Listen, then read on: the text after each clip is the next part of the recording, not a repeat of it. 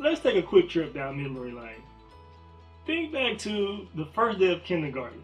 When you walked into class and you thought to yourself, I don't know anyone. How am I going to make friends?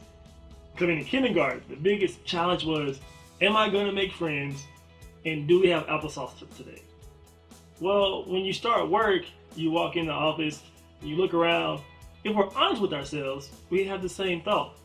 How am I going to make friends? Am I going to like who I'm working with?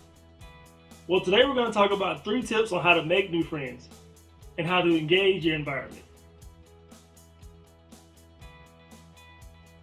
Whenever you move into a new role, it's very natural to want to be able to show what you can do, kind of show off your talents.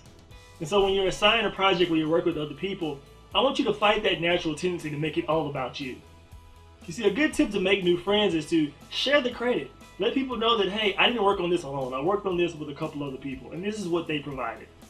Because if you do that, it'll build rapport with your manager, but also with your peers. Because you want to build that trust, because that trust leads to future opportunities. Our second tip is more about looking inward. You have to ask yourself, what do you value more, recognition or results? Because depending on what you value more, that's going to shape what you do and how you interact with other people. Because if you're just focused on the recognition, then you're going to take all the credit with everything that you do. As we talked about in our last tip, you don't want to do that because that doesn't build rapport and doesn't build trust with other people. But if you're focused on results, then you're going to make sure you're working with the people, you're all collaborating and working towards a common goal. Because you're focused on what you're going to contribute and what you're going to provide, and less on how that makes you look. Because if you're building rapport with other people and they're also building rapport with you, then you're all going to be working towards the same goal and all trying to make each other look good, which is a great way to make a new friend. And with that third tip, ask yourself, what annoys you the most about other people? Okay, you got an answer? Well, what annoys other people the most about you? Not so fun to answer, is it? But you have to ask yourself these type of questions.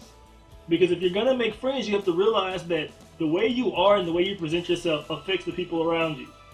And you want to make sure you're being cognizant of the way they like to be treated, the way they like to be perceived, the way they like to be talked to. Because the only way that you can make a real friend is not by applying the golden rule of treat others the way you want to be treated. It's treat others the way they want to be treated.